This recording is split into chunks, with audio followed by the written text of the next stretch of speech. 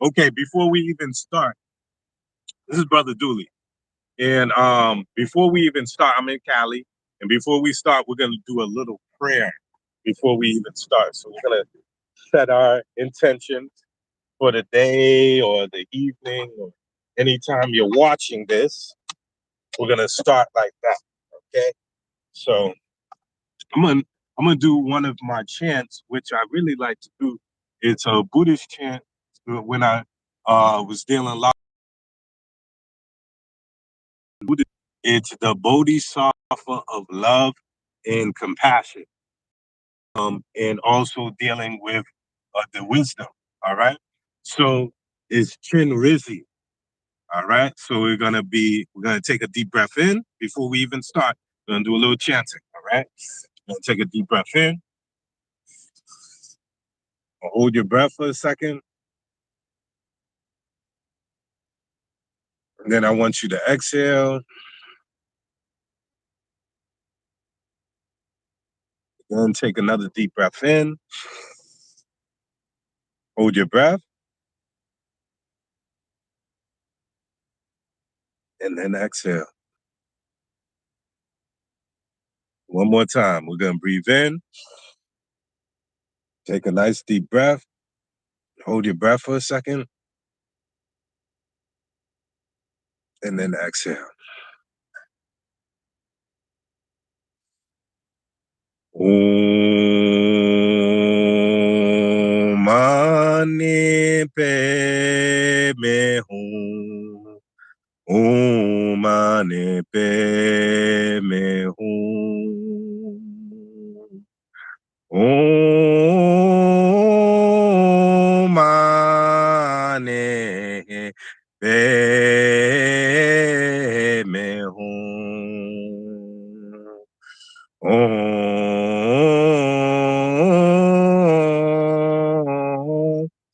Mani Padme Hum. Om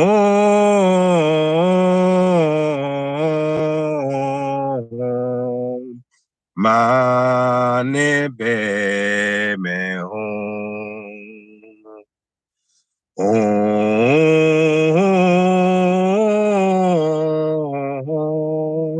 Mani Padme Hum. Om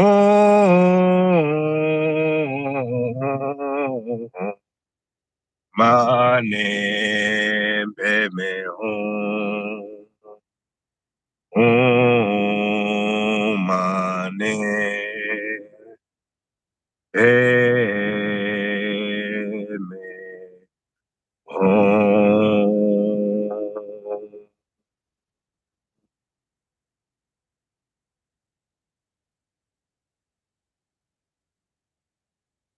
Take another deep breath in.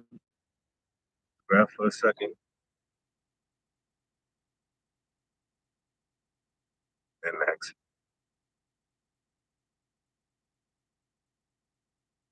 May we all be connected to the great source, the all within the all. May you always be in good health, prosperity, abundance, and always have your mind, your heart as one. May you be able to forgive yourself for your shortcomings and learn from the lessons that you need to learn. And may you always be able to be connected to great source. Thank you. Now, thank you, thank you, thank you. My name is Brother Dooley, and I'm here in California, you know, and I've been here for about 3 days, and I've been having so much great time and adventures and a lot of wisdom, a lot of great wisdom, and just in sharing things with each other, listening to each other's stories and experiences, on this path of life. So I have to give credit first and foremost to my good friend, uh, Prince here. It's brother Prince. If you didn't know, good peoples. And I didn't realize that we met each other in 2020, the Detroit psychedelic conference that he was there. He had to remind me. He's like, yeah, yeah. You know what I mean? We was there. I was there. You know what I mean? So this brother has an appreciation for Baba Kalini's work, which brought him on a journey of his exploration with the medicine work, and as well. Um, so yeah, man, this brother invited me up because he wanted me to do some medicine work with him and some of the people down here in Cali. So first and foremost, I'm going to start from the beginning before we lead up to some of the things that we want to discuss, because I definitely want to go in about Dragon Ball Z, and Prince is going to break some things down to us that I think is going to be great for us to hear about. And also, I want to talk about some time travel, something that I came across in regard to one of my good friends here in Cali, and we were sitting around the fire, and I feel his testimony definitely needs to be heard. Right? And it makes sense to a whole nother level of time travel, something that I didn't even think about before. I definitely want to share with folks. And also, Prince's experience with the snake venom, with the snake elixir, dealing with the Gabon viper and how much that affected the brother while he is here. So we're definitely going to go in, and then some things are also about, if Prince wants to share about his levels of dealing with the UFOs. Okay, so first, before I start, get back here and get my water. Uh, Hope everyone's doing well. Hope you're progressing in your life and doing what you need to do. Yeah. Here. Okay, hold on one second, y'all. I mean, I feel like I'm in a stunt movie, an action movie. Like, you know what I mean? Like they're coming behind us. You know what I mean? Let's see where I put this damn fucking water. Okay, yeah, it's right here. Okay, I got it. All right, thank you. Cool. All right. Now, there was some comments here already before I get started here. It said, "What's good, brother? Getty, Graham, yo, peace, peace, peace. Yo, beautiful mind. Thank you for being you. Thank you.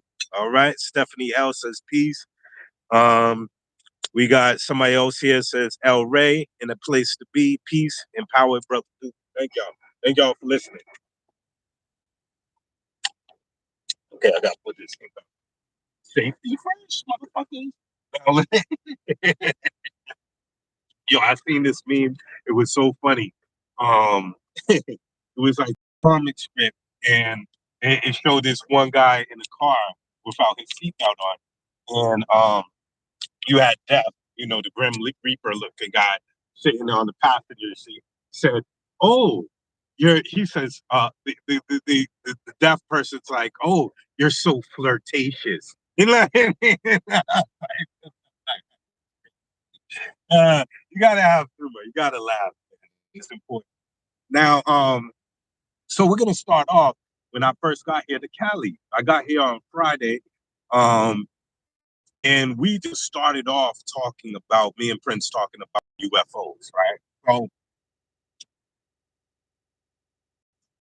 I had a big experiences with UFOs, and he said something that was very significant, especially for people that want to maybe have an experience with,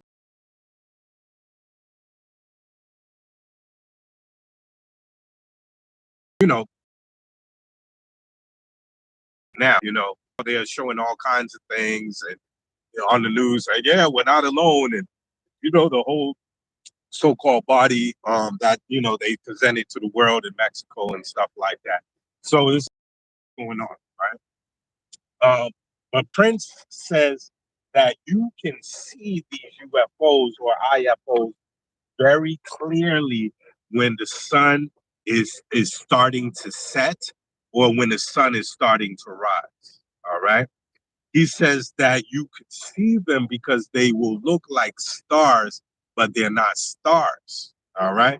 You say you could map out the sky and see certain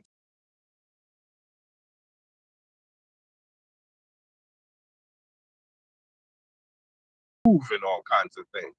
My biggest thing that was so interesting what Prince was telling the brother was that one time they were on a beach and they were showing their cloaking ability. Pretty close. I mean, the star actually,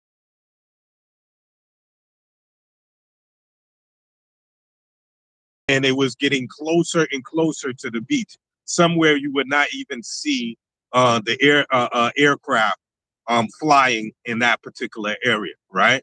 And then it said it turned around and disappeared. You know what I mean? So we're talking about uh Prince is saying the level of these being some type of plasma type of ships, living type of ship. Correct. Yeah.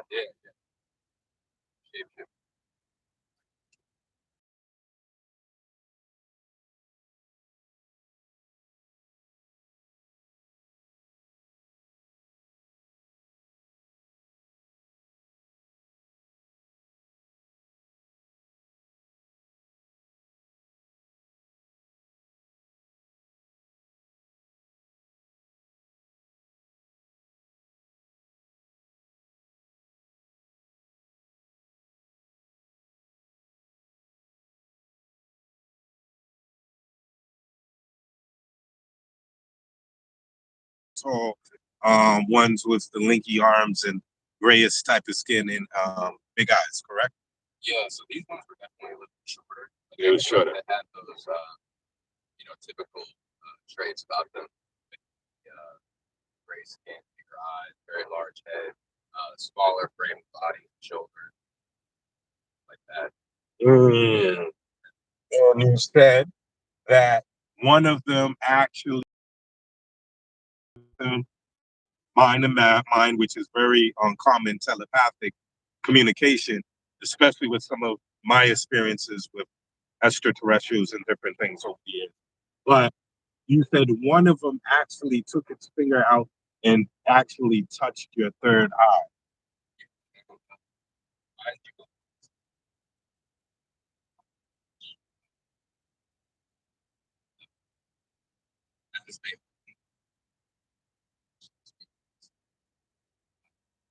Psychic connection with them and felt their presence. My attention was drawn to where the portal was going to be a few moments before they actually appeared. And then once they appeared, there was a stronger mental heart psychic connection. And then one of them stuck their hand out. It seemed like it came out of infinity, but was also already right in front of my face to begin with anyway. Interesting. And his finger was like it looks like on the cover of the movie E.T., right, where it's a very large tip and has the light at the end. Right. And he came down with such a smooth motion and just tapped my third eye, and I was instantly brought into a vision and brought out of time of all these beings, like tons of these beings, tons on the beach that we have had multiple experiences on. Someone asked a question. Now, she said, someone said, Nicole says, was this during an ayahuasca or something? Oh, he said that he microdosed on a mushrooms. Like he didn't take a big dose. He was a microdose. But something that Prince told me is that he has a very sensitive system. So he said even the first time when he was younger and some of his peers were smoking weed, he didn't even smoke the weed. He just smelled the essence of the bud and he was able to contact the spirit of marijuana. He felt, a little lifted, you know what I mean? So even on that microdose, he was able to have this impression of this connection with because people have to understand that sometimes some people will say, well, this person might have been quote unquote high and hallucinated and seen something. But from my experience, even doing psychic surgery, working with other ethogenic medicines, some of them are literally gateways to different dimensions. And the beautiful thing is that when it's not a objective, or it's not really a subjective experience per se, especially when you have other witnesses and other things to validate these type of situations. Like, for instance, I'll give you an example for you listeners. When I started getting into psychic surgery, um, even though I'm working with some of the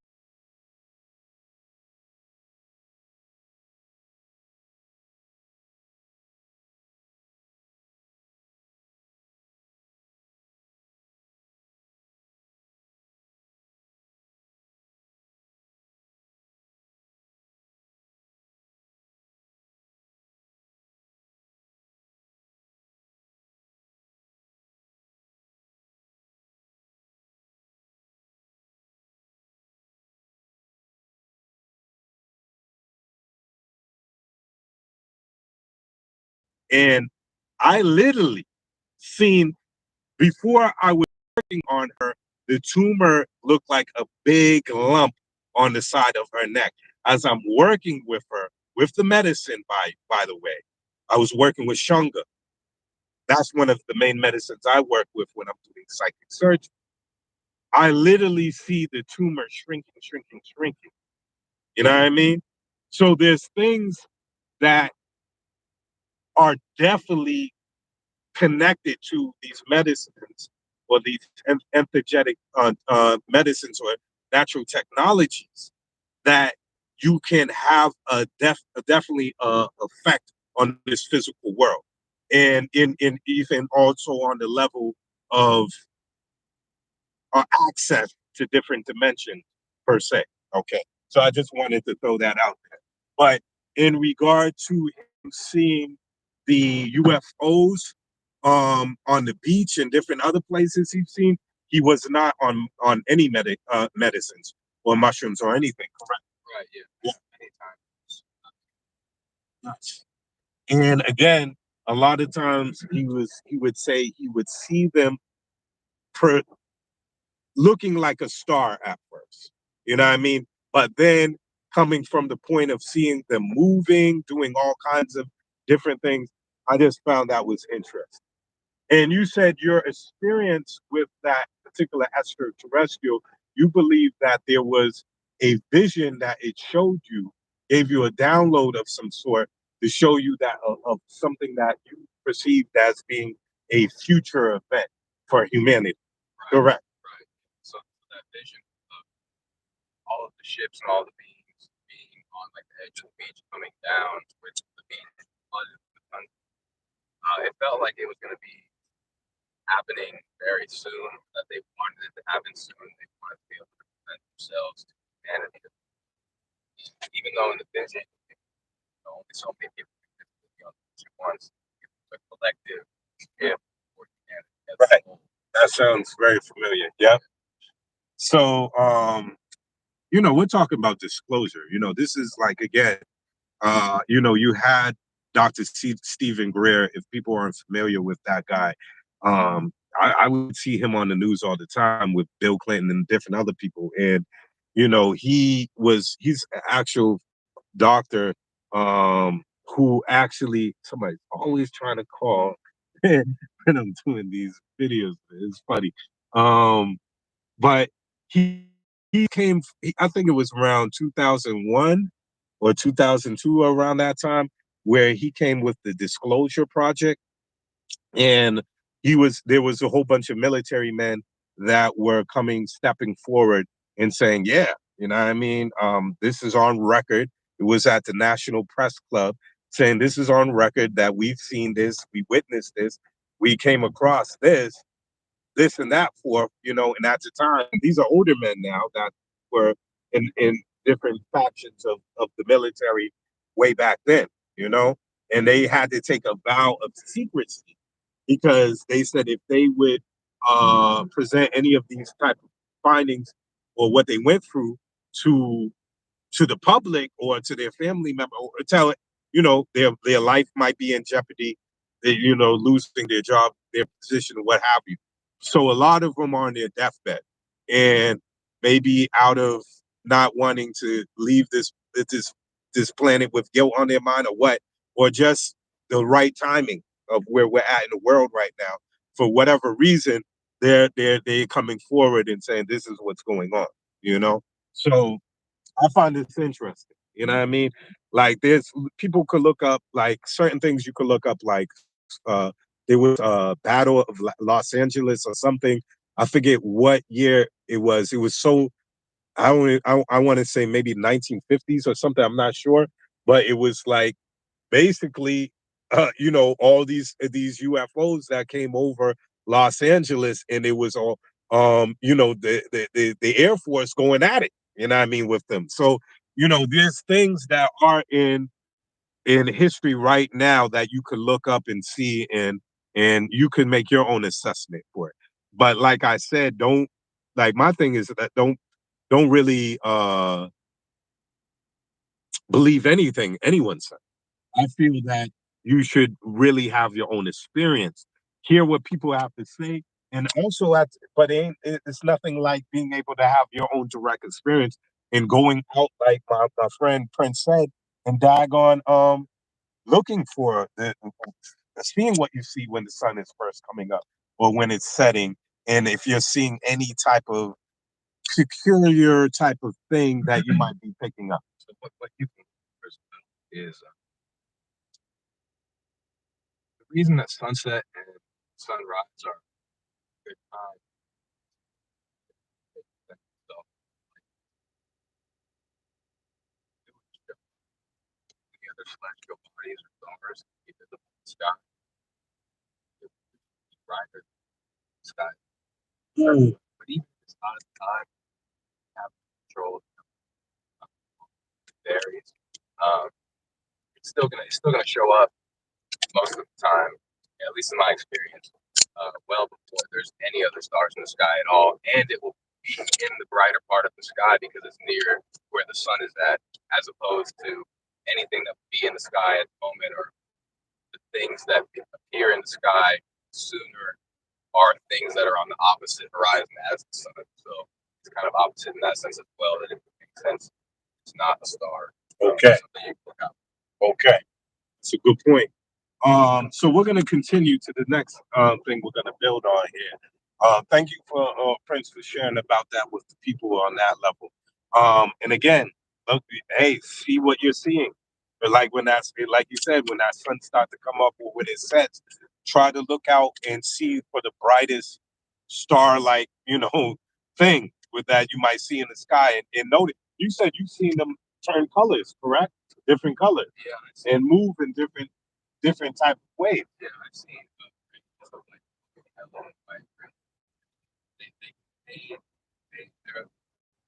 dim their light, make it brighter. I've had them go from very, very bright and dim all the way out to nothingness, wait a little bit, and then slowly fade back in. And I don't know what else does that in the sky. Interesting. Okay. So another thing we spoke about was you were saying the phenomena of being on the road. You said there was a car that was behind you, and all of a sudden manifested, like materialized, dematerialized, and rematerialized in front of you. Yeah. So for anybody that's at the University of Kansas campus at all, this was on Daisy Hill. Uh, I don't know if there's a name to the bridge, but basically the bridge from Daisy Hill, the main area with all the dorms and stuff, the bridge that takes you across that one main road. But essentially, what was going on is that me and a few friends of mine were coming out of our dorm parking lot. We noticed the car behind us with like a graffiti artistic license plate on the front of it. And we didn't think much of it besides we just thought, look. So we continued to turn on the road and go across this bridge, and this car is still behind us. We come up to a four-way stop sign, and when we get to the stop sign, or as we come up to the stop sign, the car to the right of us makes their move. The car in front of us makes their move. The car to the left of us decides to make a left turn, which would leave it going straight in the same direction. as this car is about halfway through the intersection and is getting to the point where it would be out of the way for our car to continue through the intersection, the driver of the car starts to go in the intersection and make a left turn. And as soon as the car to the left of us was maybe two-thirds through the intersection, the car that was behind us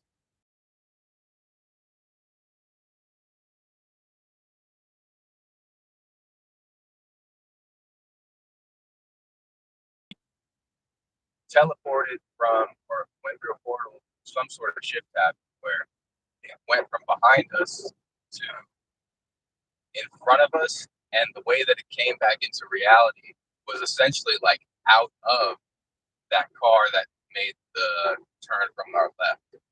So the way it didn't make sense that it would be where it was to begin with, but even physically, it doesn't make sense how those two cars were present in the intersection at the same time. So it was very interesting once we started to realize what was going on and behind the car now that was initially behind us, and there was no way at all that it could have gotten in front of us, physically speaking. So, very mind blowing experience. And you say that your other friends that were there, that you were saying that everybody was like shocked and like, Yeah. what just happened? But there was one guy that was a friend of yours who was very, we could say, very left brain or logical type of thinker. What did you say? He's like, he was trying to wrap his head around it, and it was like, Yeah. So I mean, we definitely all noticed something odd, but one of my friends, yeah, he was just a little bit more skeptical, and even to this day, he doesn't necessarily say as confidently as my other friend and I that it was such a metaphysical, right. like hyperspace, transdimensional type of experience. It necessarily it just didn't seem like it connected with him like that. You know what I mean? He just kind of Some things are so much out of a person's reality yeah, that they'll figure out ways to, I don't know, make like, and there's so many examples. I could go down list of people that's like, no, even though it has happened in front of their eyes, it's like, no, that just couldn't happen. That just didn't happen. You know what I mean? It's so outside of their reality. You know what I mean? So it's like somebody else told me a similar to that degree, but a similar situation where this guy was on the highway and he was, I think it was like a two-lane thing, the tunnel thing they was going for, right? And he said that it was this big truck that was in front of them, right? But before they even caught up to the truck, he was kind of speeding. And when they got to the place where they was going to the tunnel, whatever, he said that he couldn't slow down, and they noticed he was about to crash into this truck. He couldn't go to the left side because there was another car there, and it was like this split second that they knew they were gonna die. Like there was like no way to get out of that. Next, you know what I mean? And to this day, to this very day, he says he still talks to that old girlfriend, and it's like, what was that? You know what I mean? Like that didn't make sense. Like, you know what I mean? So that goes into something I want to talk about also is time travel. All right. Time travel. All right. Now we had another good person that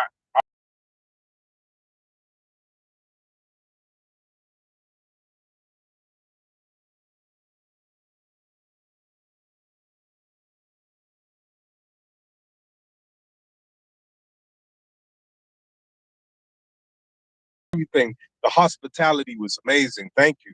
And like last night, it was like these taco things his wife made, and this empanada type. Well, they didn't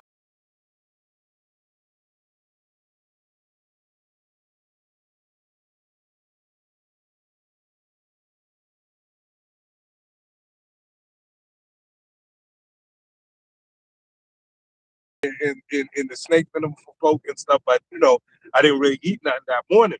You know what I mean? So by the time the joint is like, the stomach's like, "Rah, rah, rah," you know what I mean? Like, yo, you know what I mean? Like, I'm fucking, I need some food around.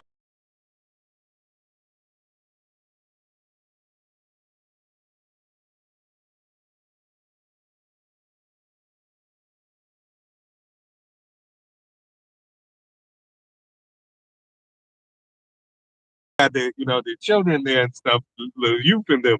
So I had to definitely ask her first. It's enough. Yeah, I get no one. You know what I mean? uh, boom. I'm gonna read some of these comments in a second. Got comment in here. The brother, and I'm not using his name because sometimes when if I don't get permission from a person to say, hey, we talked about this or had this experience, I want to respect the person's privacy. You know what I mean? But it is. I feel this is useful. I feel this is meaningful to share. You know what I mean? Because as we share, sometimes people go through similar situations, has similar experiences, and they're like, wow, somebody else had that. I'm not tripping. I'm not losing my mind. Like, whoa, this is deep. We're on to something. All right. So we're fire, just chilling. And his brother tells us about a situation that he had with salvia. All right. Now, those who never had salvia before, never maybe tried that plant, it's deep. You know, I had salvia once, I can tell you. But this was years ago, way before I started getting more deeper into the medicine work. You know what I mean? And I remember, though, at that time, even my first salvia experience, it felt like a like how some people say they have some experiences with some ethogens where they feel like they're astral projecting or leaving their body or going to another dimension outside themselves. For me, the salvia was like going within yourself, going deep, deep, deep, deep within, like on some Ant-Man status. Kind of like Barbara Kalindi says, like when there were some videos where Kalindi would say it was in so much the universe outside of this, but within the universe within. And him saying that when you go within, he was even talking about how when somebody asked him about the soul, he says small soul is so smaller than he was talking about the plankton level. Like when we was talking about, you said how science, when you talk about the plankton, like it's yeah, the plankton, how it's the smallest thing that has ever been measured in science. Like it's smaller than an atom, it's smaller than the quarks, all these things, right? Yeah, so it's like the smallest measurement, like smallest unit of measurement. I think, you know, Right. maybe quantum physics as well, but essentially it's like half of this degree, which is part of normal physics kind of falls. Wow. Okay. All right. Makes sense. And that's why even Kalindi was saying, spoke, uh, who I'm talking triple OG, Baba Kalindi,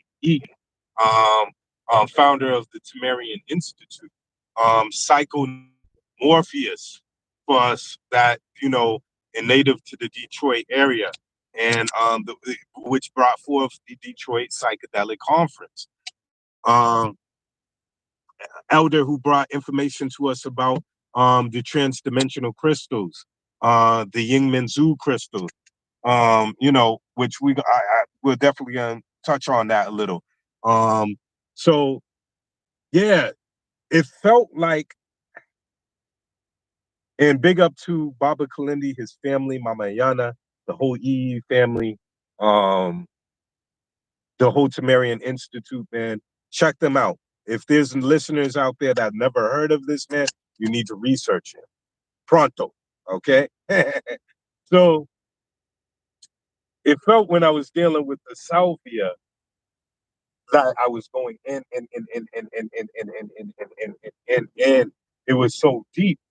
And I just remembered also it felt um there was part of me like even like UFO and other medicine that sometimes some people might experience a heaviness to their body. Like sometimes if a person's a new to the toad or whatever, they might have people right next to them to lie them down because they feel like their body is so heavy that they can't stand up.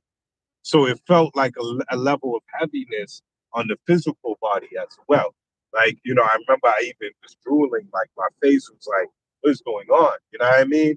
Um, so this brother told us about his salvia experience. And he had a very interesting experience. This is a military man, by the way. And you know, I'm just so proud of him because he's taking steps. Well, I'm gonna get back to his experience with the salvia, but he's taking steps to deal with like what a lot of veterans deal with. Military men women deal with sometimes post traumatic stress disorder. Um, like some of our street soldiers that might deal with it, like ex gang members, different people that dealt with so much different levels of violence and all kinds of trauma.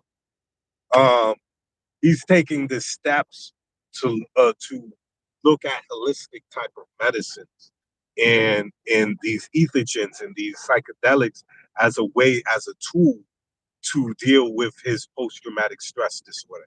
And I'm so proud of him. I'm just proud of the brother. You know what I mean? Um, because he came to me personally, he was like, this is why I want to and do the combo. He did 3 rounds of the frog medicine. He dealt with the snake venom and stuff, and also I showed him some qigong exercises um, that could help bring more level of groundedness and releasing trauma and stuff like that. So I'm proud of him that he's taken the steps to do this to change his life, to be able to walk through life in a way that's more empowering, you know? So it reminded me, I was telling him, I was like, yo, even you heard how Brazil is using ayahuasca for prison reform. So really allowing these brothers to be able, for those who want to try the ayahuasca, to be able to look at deep at their traumas and some of the things that they've done to hurt other people and be able to really look at themselves, true prison reform, deep man. You know what I mean? So we was building on that because it kind of related to what even the brother, some of his physical brothers, his cousins, excuse me, and them getting involved in the street life, and actually taking people's lives, and what they experience with the medicine on the South, because no one gets away from who they are, you know what I mean, and what they've done in life. It's deep. There's a lot of lessons sitting around that campfire, you know what I mean, that last night. But he goes in with this. He tells us this experience with the salvia, and he said it first started with him because in the military, they was figuring out something they could mocha toke on, and I mean, without them detecting in their blood, checking their blood, on their tests where he was stationed at, right? So they dealing with the salvia, and I'm trying to think of I'm trying to go back. Excuse me. Which one was he talking about when he time traveled and went back to the youth? Was that when he was with his family, his brothers, or was that when he was talking about when he was with the guys at where he was stationed?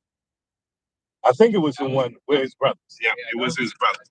Yeah, yeah, because it was two deep salvia ones that he talked about, and I'm gonna ask Prince too, the other one, so he can remind me of that one. But the one that he did with his brothers, he had his I don't know how many brothers he has, but he had them all sit down and they was like, "Yo, we gotta take the salvia." So he smokes it, and he packs it in because took salvia before when he was stationed over, doing his military thing. So, he's like, okay, I've experienced this before. Boom, boom, boom, boom. This is how we gonna do it. He smokes it, and only thing he did was, I think he coughed or whatever, and he handed the pipe. Supposedly, he handed the pipe to his next brother, right? So next thing you know, he says he leaves out of his house. He decides to take a walk down past this vineyard, and there, I guess, where it was a house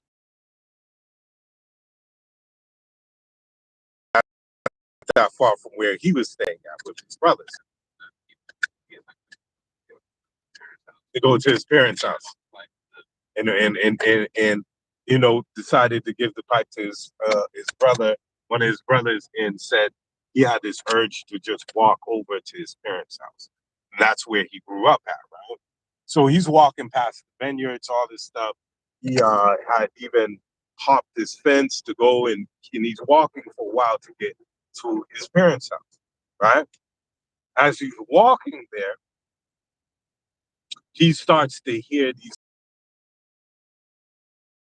this thing like this, ding, ding, like a little slight, like guitar type of, yeah, man, get it right. See, I'm glad Prince did. So we can get the story right here, But it was profound what he was telling him. He said it was like a sound, a slight.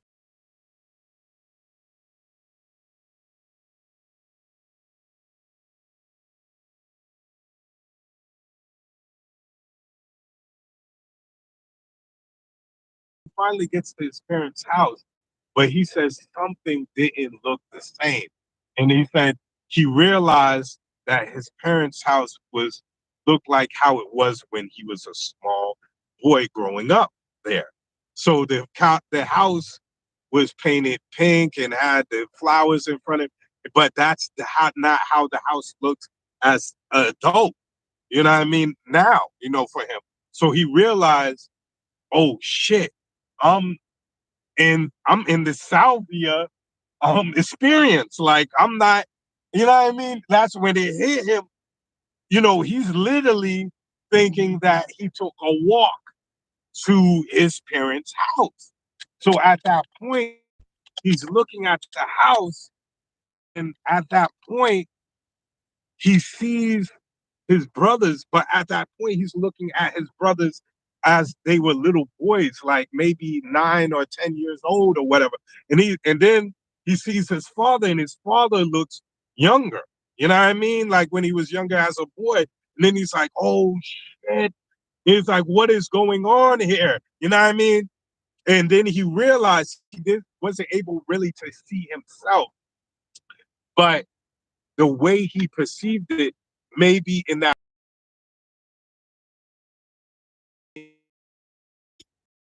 know what I mean? At that point, he hears this time, was it a little faster and louder, right? Gradually sped up pace. And it sped up pace, and it started to get louder, and he would feel like something that was feeling like on his skin. And next thing you know, he felt like part of half of his face, like he was going into a void. So it was like each guitar sound that he was hearing, it was like literally like half his body was disappearing, one after another, maybe his arm, his leg. Then it got to his head. The part of his head started to disappear. And like, as you could see, it was like going into a void or something like complete blackness. Then eventually it started going more to his right side. Then he said, next thing you know, he wakes up. And when he wakes up, he's screaming. You know what I mean? Not wakes up, but gets out the trance state that he was in. He screams, right? Yeah, he said he's screaming to his he's like, I fucked up, I died. He's like, he's going off like basically his brother's like, no, you know what I mean? And then he goes in the other room and he's crying, right?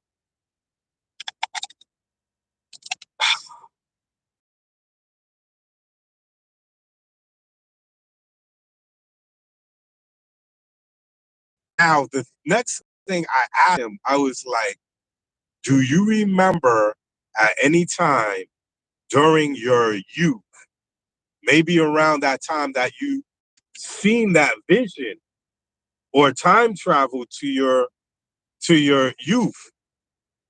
Do you I told him, do you remember any time as a child around that age of 10 or 11 of you going into a deep trance or feeling like there's like some type of deja vu type of, or maybe a vision of seeing yourself as older or anything like that, right? And he said, because I'm thinking to myself, his future adult self using the salvia as a tool for time travel to go back to his 10 or 11-year-old self, but his 10 or 11-year-old self was able to pick up when his future self met within the consciousness of his 10-year or 11-year-old body. You know what I mean? So he's like, now that I think about it, Julie, he's like, yes, there was two times around that age. He said one time him and his brother was playing, and it was like they was playing with this rock, and it's like who could see, who could throw, be way back and see who could hit and dodge, who could dodge the rock of him throwing the rock. So he he thought his brother threw the rock and he thought he could dodge it and it hit him in the head. And he remembered it was like, what was he saying? It was like this consciousness was like, it felt like something was going on with him around that could possibly make that connection to the Soviet. He said another time was when he got into a car accident with his dad, which was around that same age.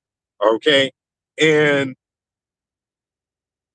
those two incidents brought a very altered state where he felt possibly there could have been a connection to him meeting up with his future older self.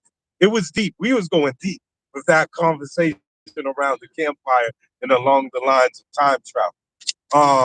Supposedly time travel or whatever we want to make sense of what that we're about. And then we do the movie Everything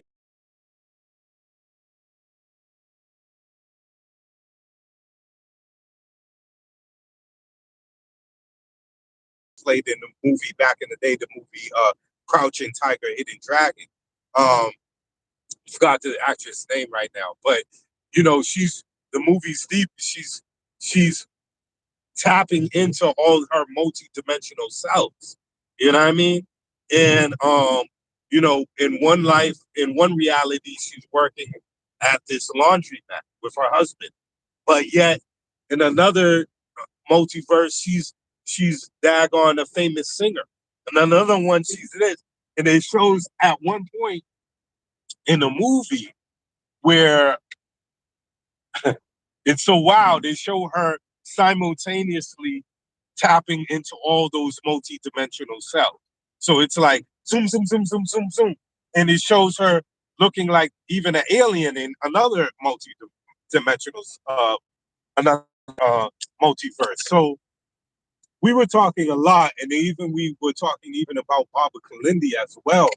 And you know, I remember him doing a video talking about when one of his wives, Kai Wingo, you know, another ancestor, you know, um, when it came to a point where he went in very deep after she passed away, Kalindi was talking about make contact with her, you know. I remember how the video Baba Kalindi was saying how he encountered this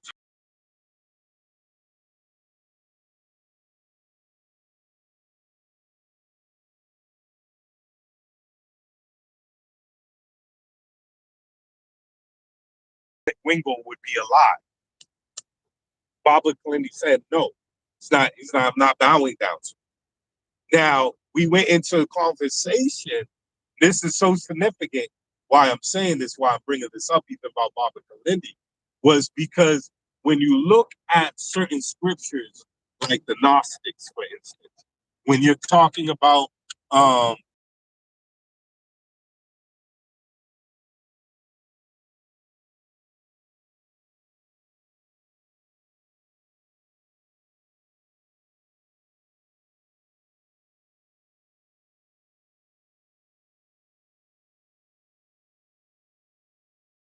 whole different, first of all, there's a whole different narrative on how they view Christianity, or what we call Christianity back then, compared to now, or what we would look at King James version and all these different type of Bibles. When they looked at the Gnostic teachings, they looked this thing that they called as the demiurge, or even the archons, but particularly like the demiurge, which they came to this place where it was this God that thought it was the all consciousness, everything God. You know what I mean? And it was diluted, and it, because it made these different universes and different things, it felt like it was the main, the main one. You know what I mean? So it kind of goes into this whole thing of even Kalindi, like, no, I'm not bowing down to you. You know what I mean? You're even caught up in this matrix thing. You know what I mean? So, but my thing is, we theorized, we was like talking about this last night around the fire, and said, what if Kalindi did supposedly say, bow down, down to this thing put him in a alternate timeline or another multiverse, in where Kai might be alive and he might be with her, but that in that timeline, something else might have been totally different.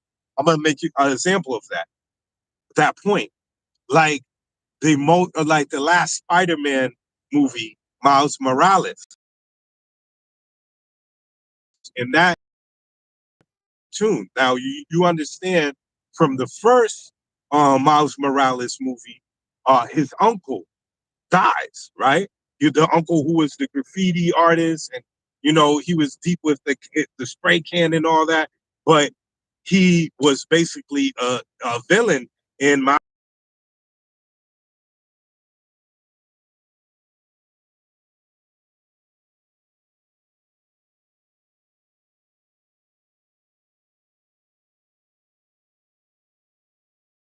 The latest Spider-Man, he's in this other timeline or this other multiverse where his uncle is alive in that multiverse. And Miles Morales was like, what is going on? I'm like, this looks like reality, but something's different here. Like, my uncle should have been dead. And the other version of that Miles Morales in that timeline, in that multiverse, he's thugged out. You know what I mean? He ain't the superhero Spider-Man that we're associated with or we think about. He becomes a villain because his uncle stays alive in that timeline, and he basically follows his uncle's footsteps. You know what I mean? So we were just thinking, we just threw it out there just to think about, because this is what we do when we're thinking about metaphysics and spirituality. When you have a passion about these things, you're trying to understand things. You know what I mean? This is what the alchemists and all of them were about. This is what even Robert Kalindi was saying about. We need more magicians and sorcerers to deal with all this craziness that's going on. You know what I mean? So we're contemplating that video that Kalindi talked about, with this so-called God wanting him to bow down to him, and said, "Oh, I'll put you in another timeline where Kai Ringo is still alive in that timeline." But what would have he might have lost over in that other timeline?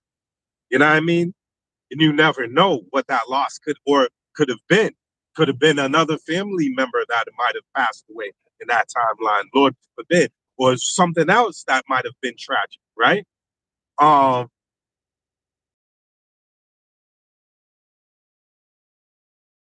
then when he transitioned at the time that he did, maybe if he bowed down to that so-called God, you know what I mean? Like you were saying, Prince, man, the scenario could have been that the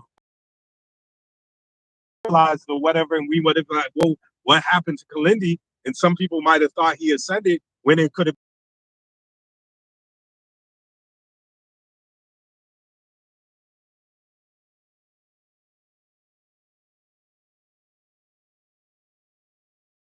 We didn't know we was going to go that deep with the conversation, but it opened that door to that conversation with this brother talking about his salvia experience and him possibly uh time travel, in some shape or form.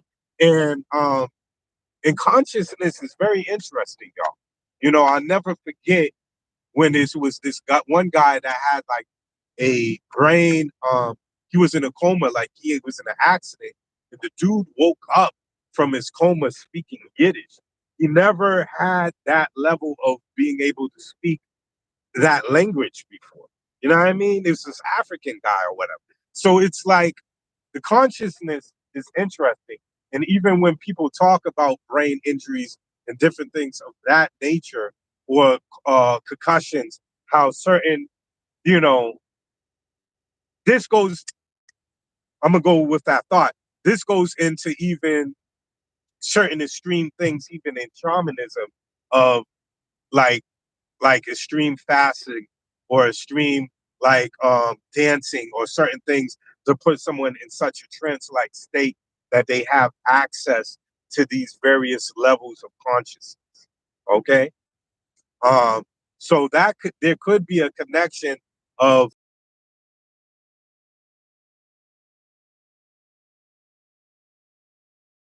it could be having access to even possibly time travel. I'm just throwing out there. I'm not saying that this is what's happening, but we were just theorizing different things from this brother's experience. Now, what did he say about the other salvia experience he had? Because I kind of forgot what he was saying when he was stationed somewhere where he, like his first one, he was saying, I was so blown away about the other one about his childhood that I kind of like that one kind of slipped my mind for a second. But to be honest, well, the other side is, yeah, but yeah, really, really interesting mushroom experience where he was laying down and he got up, but he was yes, that one. Yes, that one. Yeah, that was interesting. That's the one that I wanted to.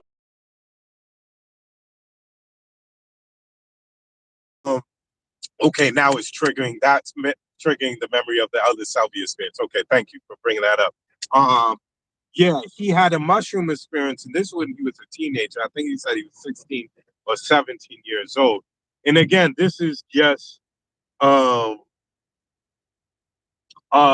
just on a side note, how important it is to have teachers sometime or guidance or education along the lines of how to at least have the great intention of knowing how to step in with these medicines. All right. The reason why I say that, for instance, when we think of the 1960s and the hippie movement, this was a big movement predominantly for white Americans, you know what I mean? But this was really explored through Maria Sabina from Mexico. And it was Gordon Watts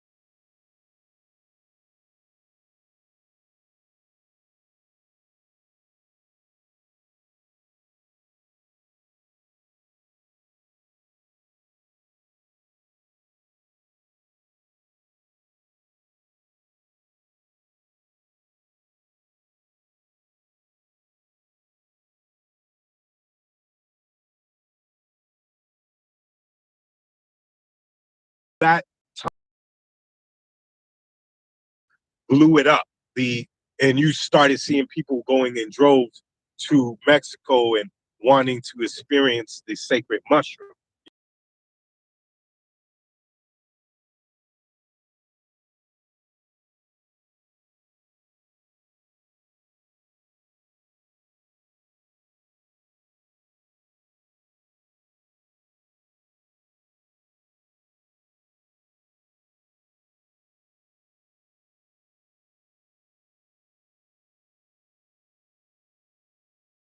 tea for you. Like it was so well respected. Like the children would know about it and all that because it was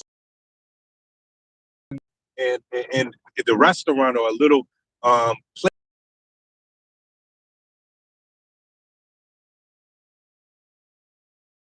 Like one restaurant I went, I was so happy to see it. They had a picture of Baba Kalindi in the restaurant on his picture up there on the wall, you know, with their family members and all that. He had such even a big impact while he was out there visiting Oaxaca. That was one of his favorite places to take the mushrooms because they had the lightning mushrooms where the lightning would strike the mushrooms there.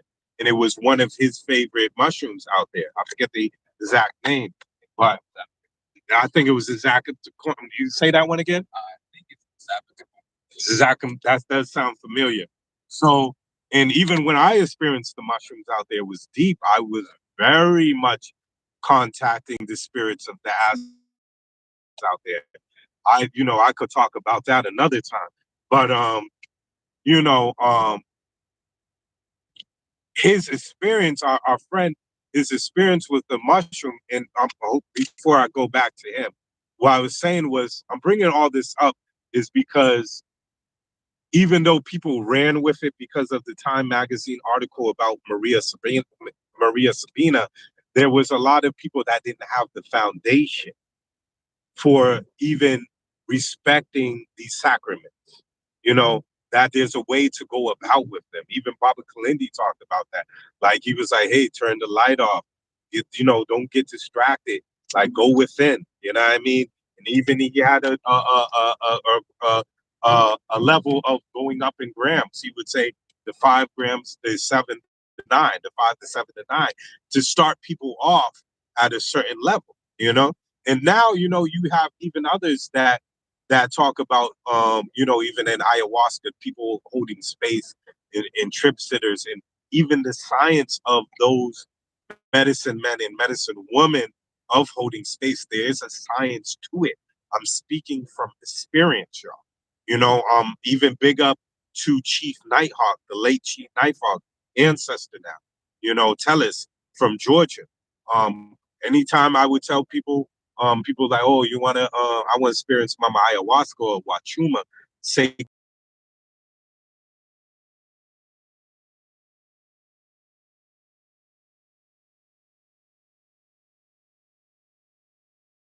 because he knew what he was doing. How can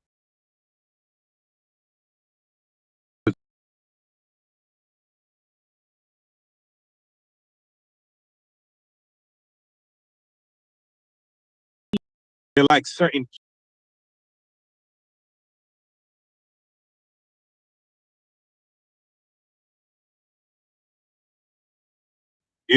So even when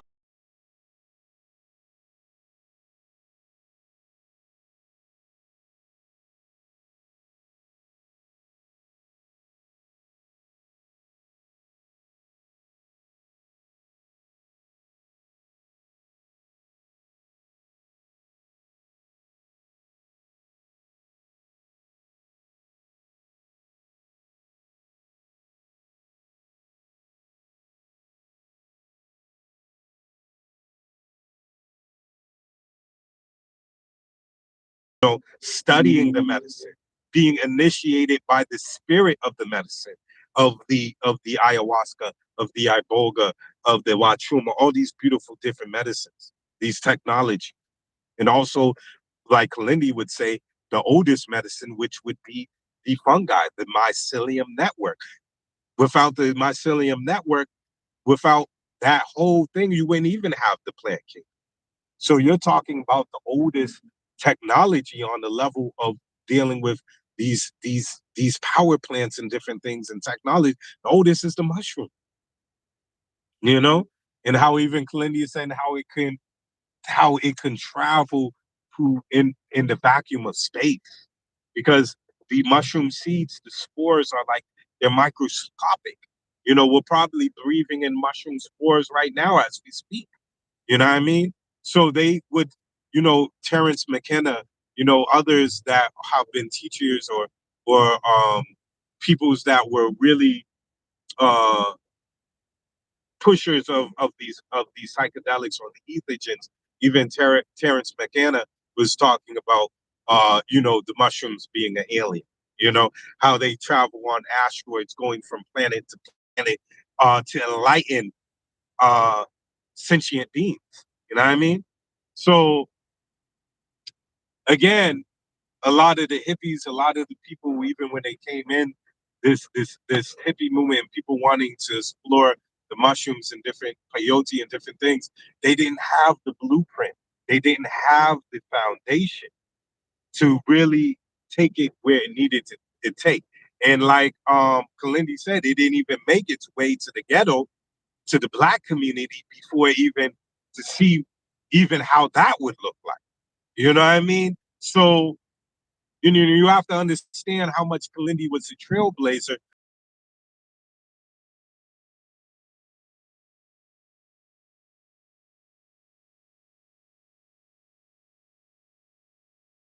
to hear he had to give to the people, because you're dealing with the crack era, the heroin era, where these real drugs were fucking up our communities. You know what I mean? So I can understand the level of resistance that especially come from the elders and others who don't even have experience first and forehand. And all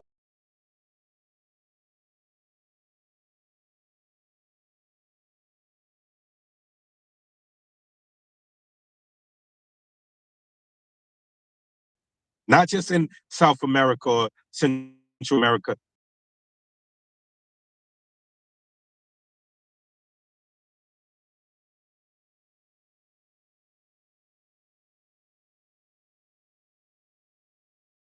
even Kalindi said all those years back, way back when, thriving with mushrooms, you know? Big up to Sister Acacia Lewis. She's going to be doing a class talking about the medicines in Africa. And also, big up to my brother from London. It comes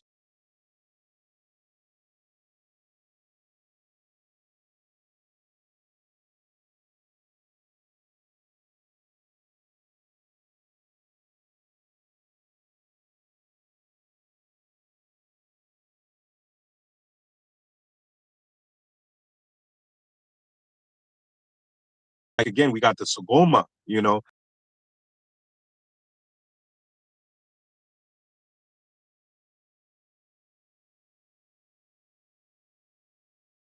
technologies. So we have to understand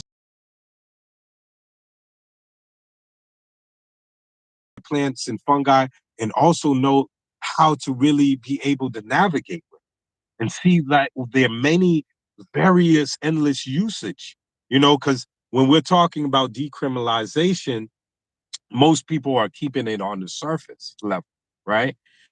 You have University of UCLA and different other universities that are doing studies and seeing how the psilocybin mushrooms and other different plant medicines and stuff are working on the brain, and they're doing brain scans in the brain, how they're rewiring the brain, literally. And that's how people are dealing with alleviating depression, anxiety, addiction, all kinds of different things. So there's an interest in it now, all of a sudden, where you know the medicine man, medicine woman been talking about this for years. You know, um, but just beyond just the health level and mental health level, we're talking about intergalactic travel. We're talking about access to your loved ones who passed away in transition. And they showed that in the Black Panther Marvel movie when T'Challa, Black Panther, had the heart-shaped plant, and that was a tradition that they would use in the mythos, the Marvel universe of the Black Panther. You know, and that was direct access when they would take the heart-shaped plant to contact the other Black Panthers before him that passed away. And again, from my own personal experience, not from hearsay or something I read. I've these medicines, these different fungi, different things. They've taught me so much. They have helped me heal so much. You know what I mean?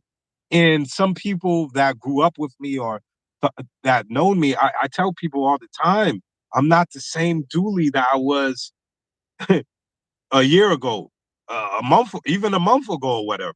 Because the level of when you step to these things with respect and honor, they work with you. And the level of the rapidness or evolution that on a personal level can happen, like say for instance, the monk that sits in the cave for 30, 40, 50 years to activate his higher self or her higher self.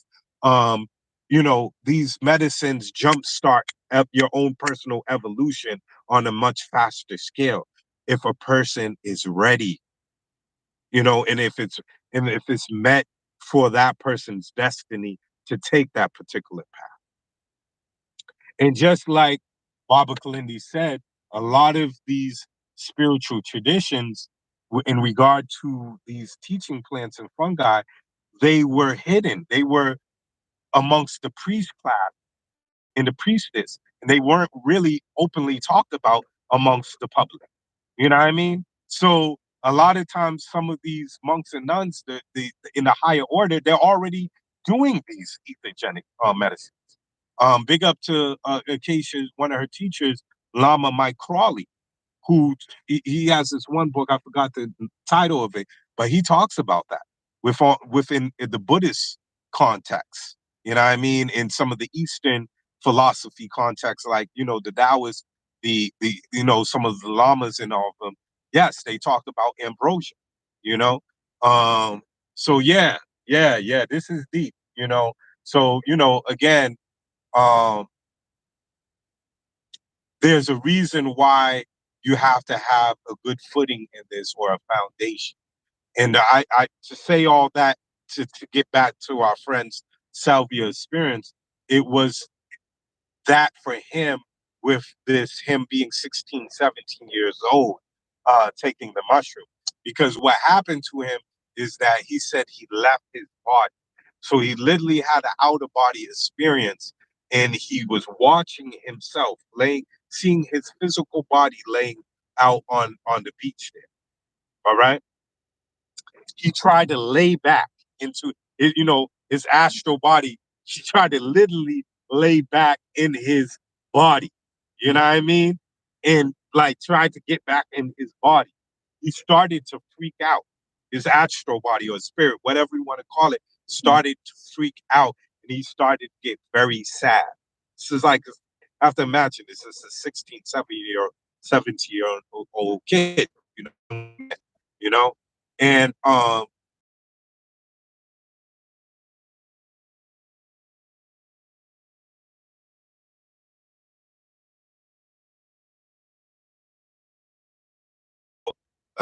mushrooms. Baba Kalindi would always tell you that the mushrooms, how mushrooms kill you, you would have to eat more than your own body weight, essentially. And who the hell mind is gonna, whatever your body weight is? I don't know how much I weigh now, like 250 or 60, whatever. Who's gonna in their right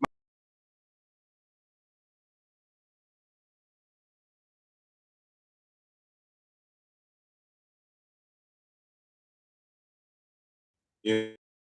And he started to walk around, and he did not remember coming back into his body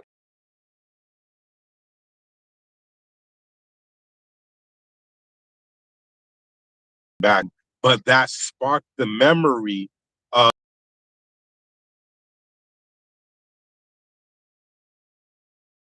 when he basically sat down with his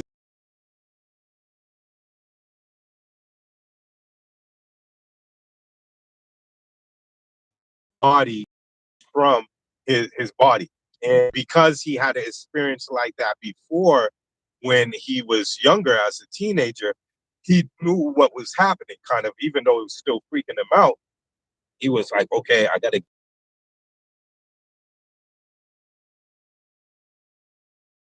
go him. So he left.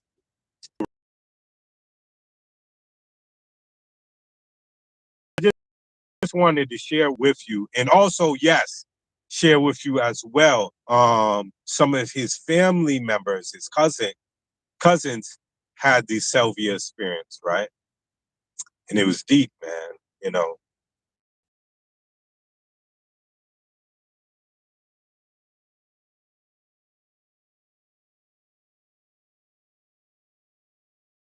you know,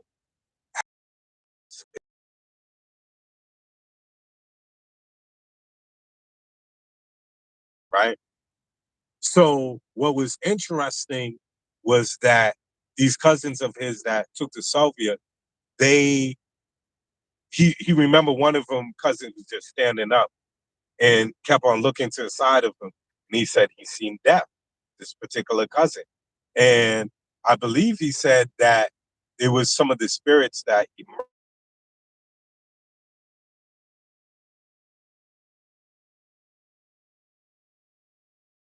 like he's saying was keeping him in his mind what he said of dying in that moment of dealing with his own karma that he was holding on to this switch for some reason. That was only, but it was deep, man. For him, he was holding on to like to let even people know like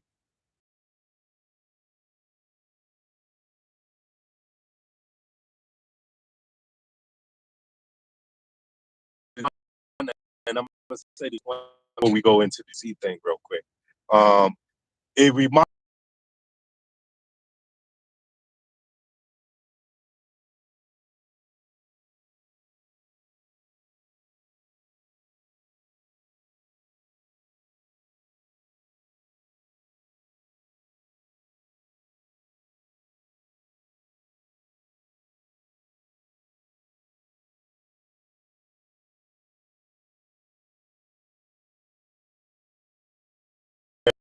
Ferris wheel, right? There's like one of these pieces on the Ferris wheel that's loose to his unknowing. So the and the big metal piece thing hits him in his head and he dies.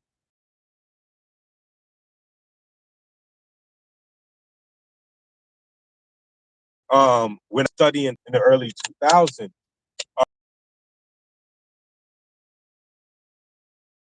would say the worst could happen to you is to have a sudden um violent death or like just a sudden death that's um untimely, like and because from that level you're snapped out of your, you don't know, you're sometimes you're caught in this,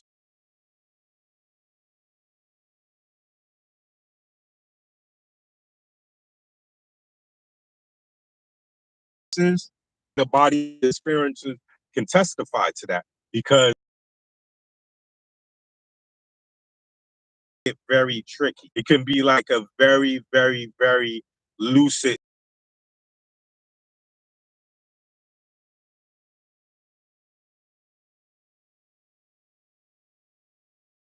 or what have you, right? So the same thing in the level of what we call death, or when we know we've never died, on the grand scheme of things, we know what we call the essence or the soul or whatever is eternal. You know what I mean? And even quantum physics comes to the level of saying, like when it comes to this level of energy, it always will be. Always, it can't take away from it, can't add to it. It always will be. Um, so it's like when when you think of, like, for instance, Buddhists, they talk about this phenomenon that they call the bardo,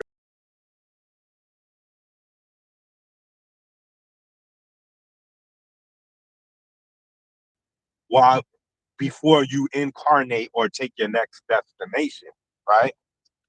Um, so the movie with the guy that got hit in the head at the with the Ferris wheel thing, it was like he was caught in the bardo and he didn't know that he was dead. All right. Um, eventually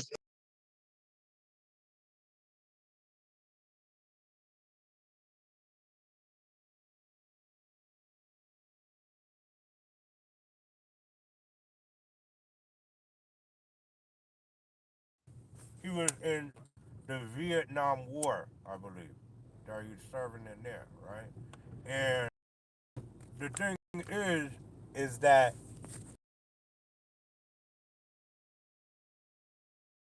in one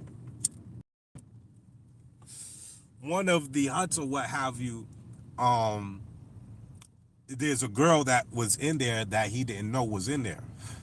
He didn't know was in there, and you could see him having that flashback of that memory of the girl, the little girl, burning up in the fire, and the guilt was tearing him up, you know.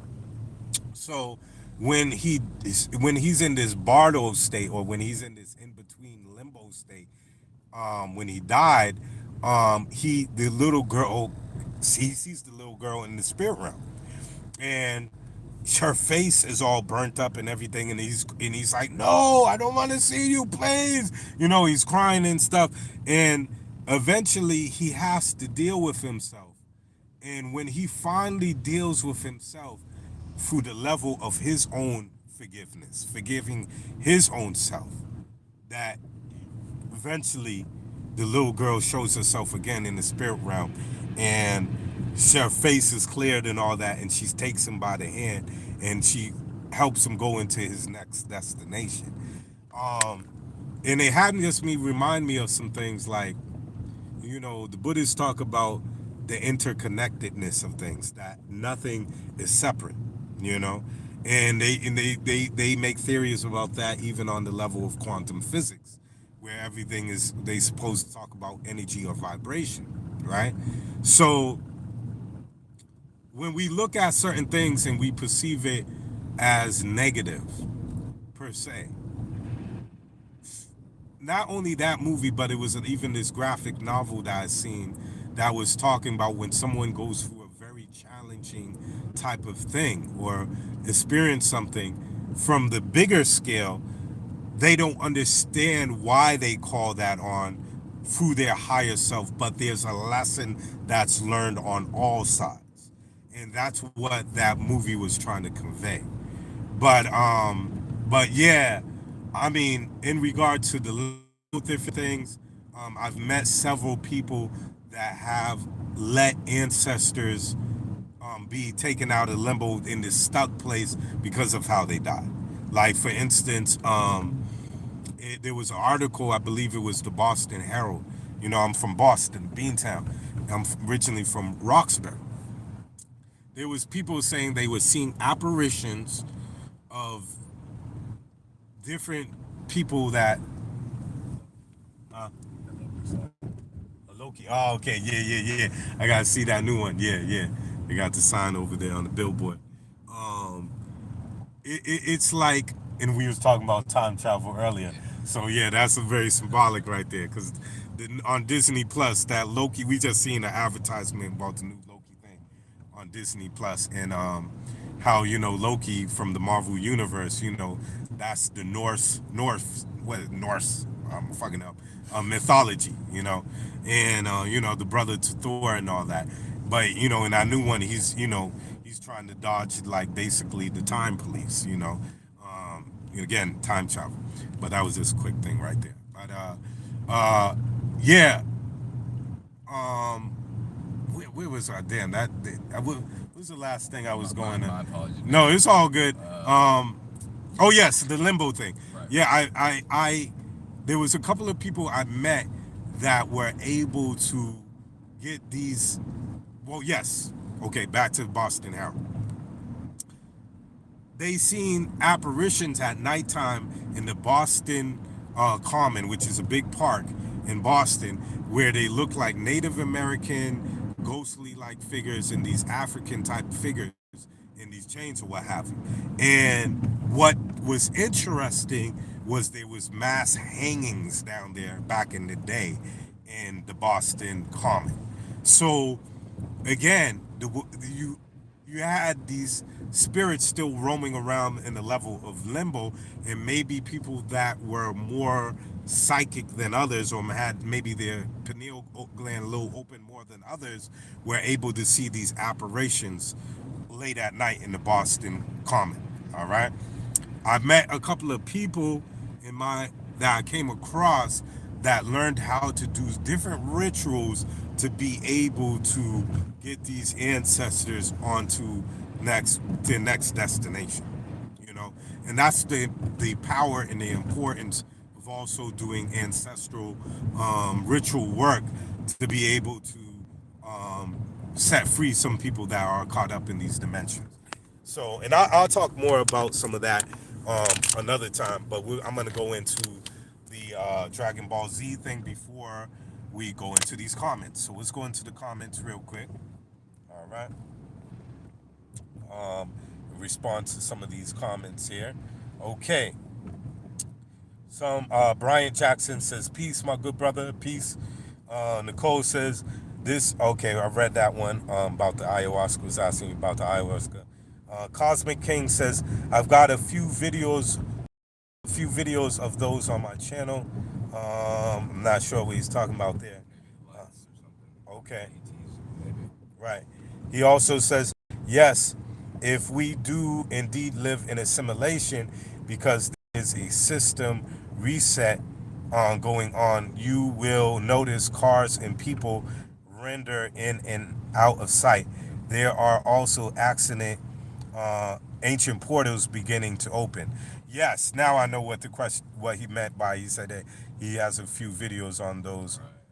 I got a few videos of those on my channel. Okay, well, I'm gonna have to check your channel out. This is RTV, the Cosmic King. We gotta check his channel out, y'all. Um, but yeah, that makes a lot of sense right there with that. Let's continue reading the more comments here. Um, uh, Cognitive dissonance. Cognitive dissonance. What do you mean by that? Can you go a little further into that with that comment? RTV, the Cosmic King. Um, RTV Cosmic King also says, yes, indeed, that is very real. I remember driving to a destination that was. Hold on. That's why I love sharing, just because of getting these feedback from people. Um, I remember. Oh, okay. Okay. May read again. Yes, indeed, that is very real. I remember driving to a destination that was 20 minutes away, and I ended up an hour and a half away. I had three people in the car, and to this day, we was astonished. Wow. Yo, that's um. I did that with in regard to bicycle, and I don't bike everywhere. So I remember one time I was riding a bike to this place where I was working at, and it took usually on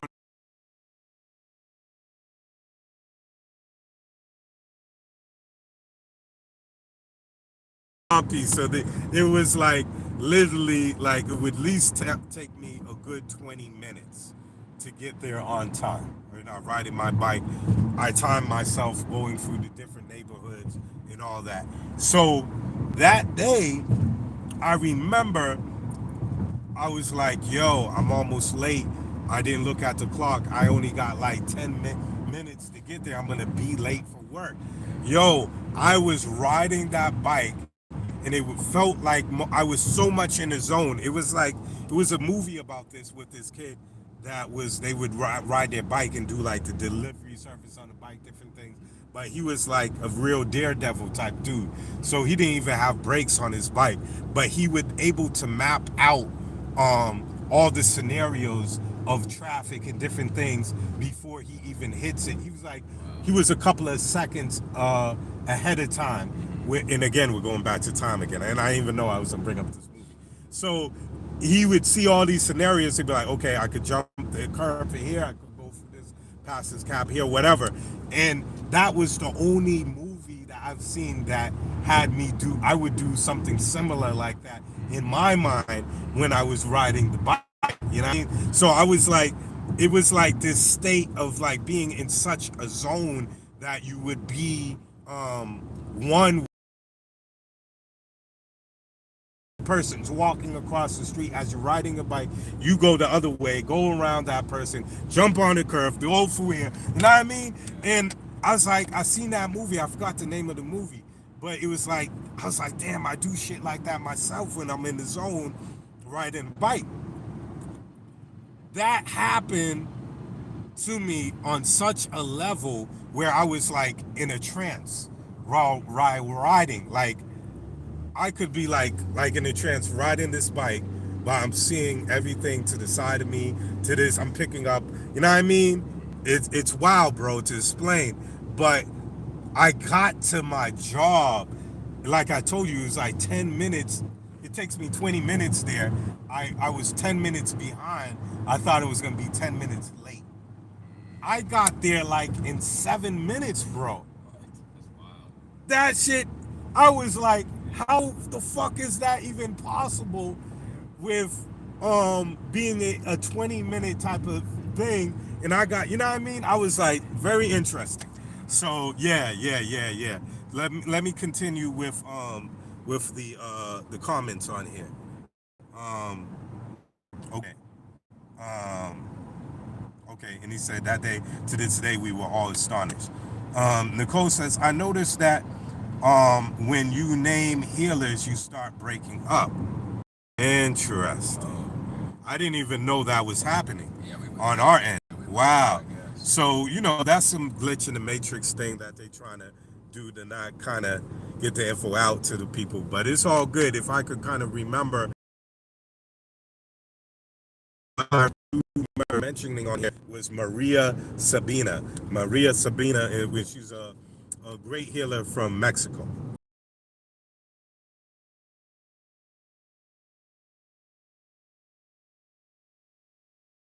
Magazine in the 1950s. Into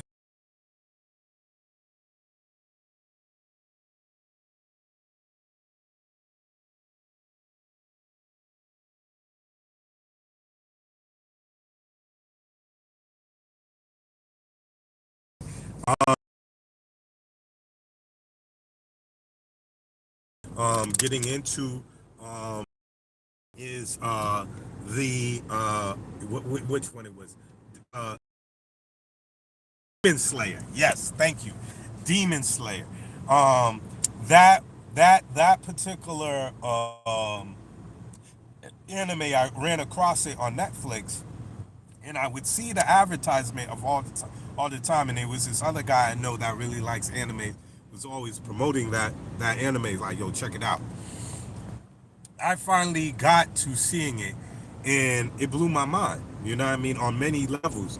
One was because these demon slayers are part of this group of warriors, right? And the main character, he's on his whole level of being a demon slayer because essentially because his sister turned to a half demon or what have you, right? Um, she's not fully demon, and he has a way, she has a way, his sister, of controlling that urge to go eat people or anything like that. So he has like this little thing in her mouth, you know what I mean, so she, the bite on or whatever. You know, you have to see the cartoon, but basically what's so interesting about this main character is that, first of all, there's a lot of dope martial arts in there in the anime. It brings in a lot of esoteric stuff along the lines of like things of like Taoist or even Qigong type of breathing, connecting with the elements through your breathing type of level to activate your sword. All these type of different things. And also, I've never seen like not just an anime, but just movies in general that talk about a hero that sympathizes or shows empathy to a demon or an evil being or what have you. So this main character, I forget his name right now, but he daggone, when he slays them and they're dying, the demons dying, he literally sees their previous life.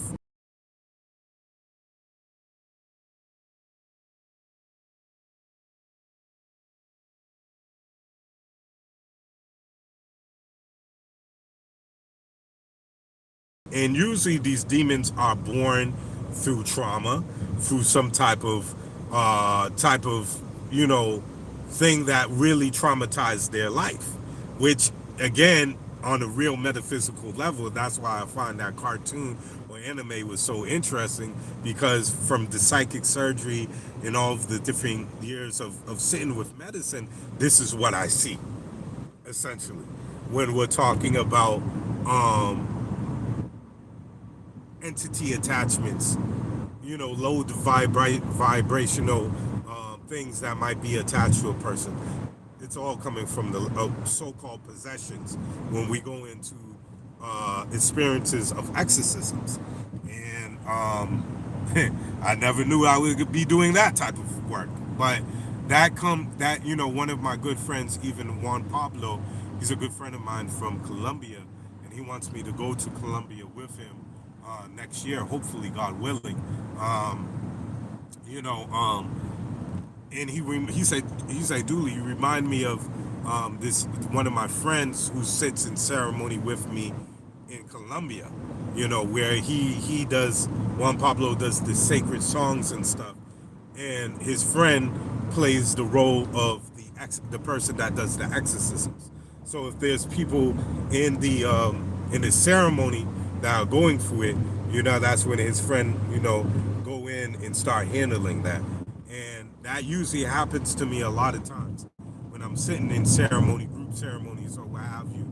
And I'm on Yopo or be it Wachuma or what, even higher, it comes to this place where these higher aspects of myself start to awaken, certain things that will be told me to hold my hand in a certain mudra, or let me take this crystal and do this certain thing with that person, or let me breathe in a certain way to take this type of thing out of this person. It gets very interesting.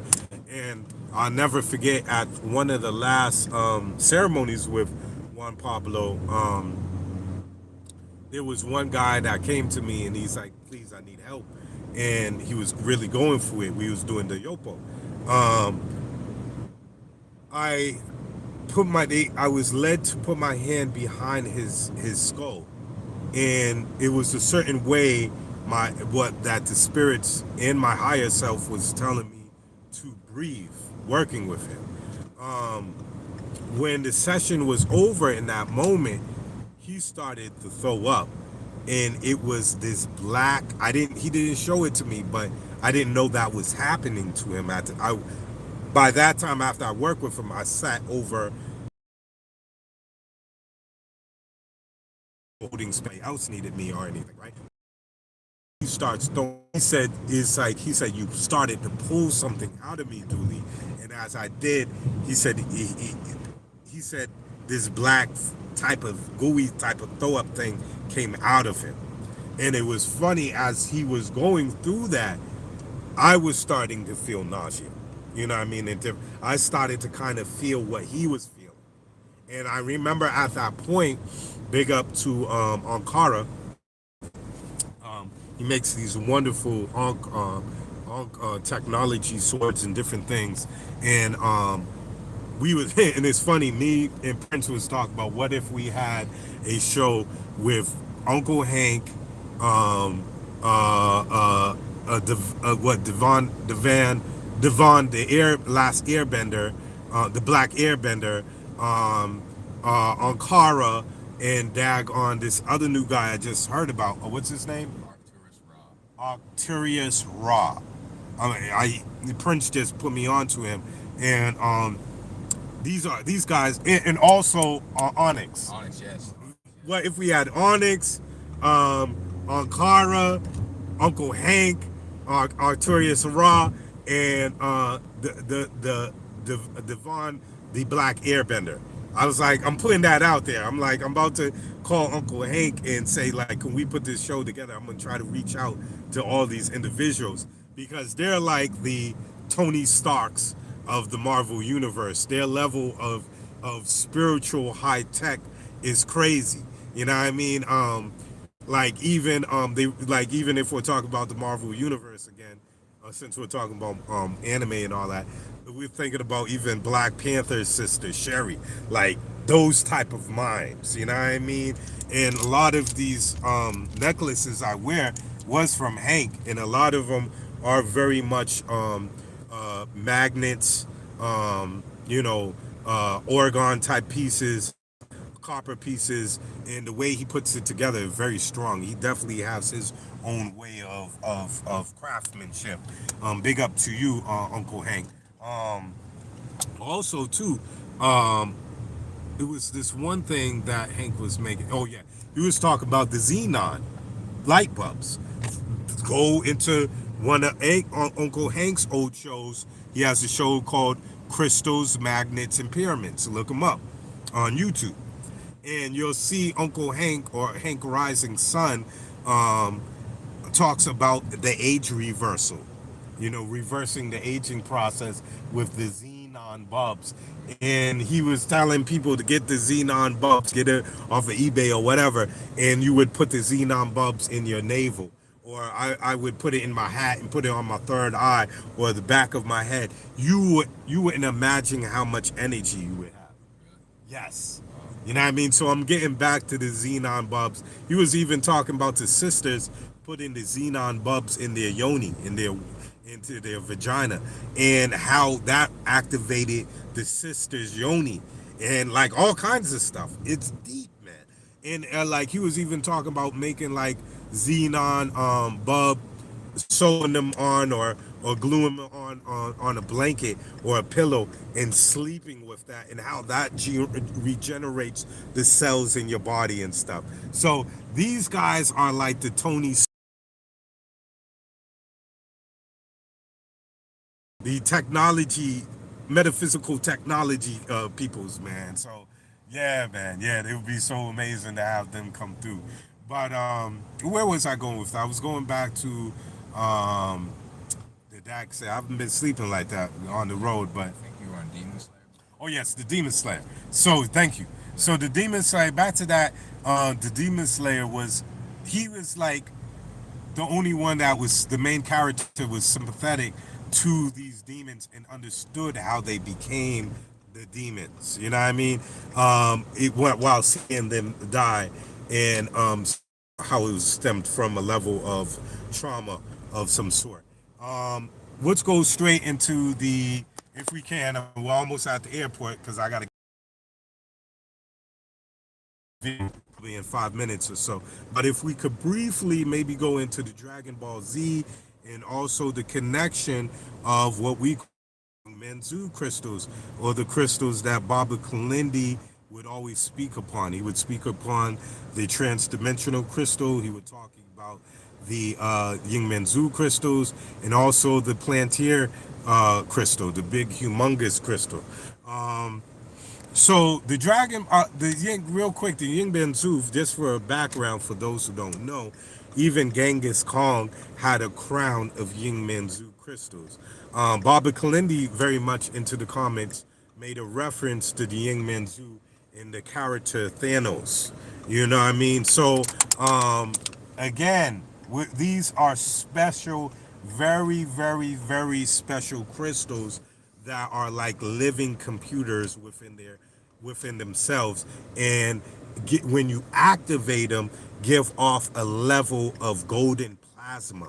um there's a whole science to the Yingmen's crystals, and they was usually held by the royal families throughout the world. The royal families in China, they were called the Yingmenzu crystals, are called different names depending on the kingdom or place that you were in the world. So the African kings and queens would have the Yingmenzu crystals, and they react to sun. When you bathe them in sun, when you put them in fresh water, or even when you're on a ethogenic experience, you will literally see these crystals light up. You know what I mean? So yes. Dragon Ball Z, real quick. If we could get maybe a 5 minute, because what time is it, brother? Your flight's in about an hour or so. Okay. Yeah, So I might have to jet out here real yeah, quick, yeah. y'all. But real quick, synopsis on Dragon Ball Z. What I heard was, and I used to always hear about Dragon Ball Z, um, but essentially, we were talking about Goku. We're talking about the Super Science. We're talking about these guys that come from another planet and basically are these super type of beings, right? And they were dealing with an outside alien force that wanted to destroy planet Earth.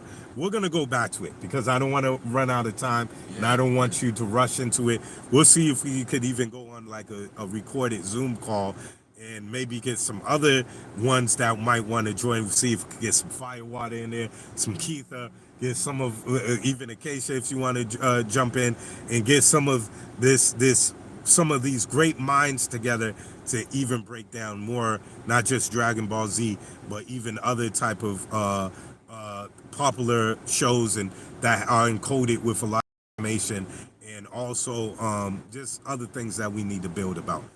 Real quick too, we talked about the Invisibles. If persons hasn't checked out that comic, please grab that comic before it's out of print, y'all, because they're trying to take it out of print. But it was definitely a group of psychics that were around the world that were dealing with the Illuminati and the Archons. All right. Thank you for watching. Thank you for building with me and my brother Prince here. Thank you for all the comments, everything's that you have broken and that y'all want to bring to the conversation here. I got a jet. I got to get on this plane literally and get back to the bean.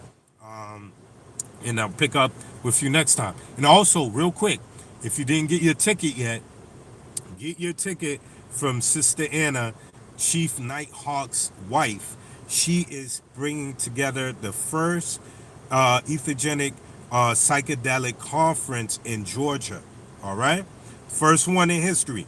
So she's bringing it forward in Georgia. Um, it's going to be next Saturday and Sunday. I believe that's the 20th and 21st, if I'm not mistaken. Um, and there's going to be key speakers there. I'll be there speaking. Acacia will be there speaking. Brother Mudu will be there speaking. There's this brother that's going to be talking about indigenous history there. I forgot the brother's name, but he's going to be speaking there as well.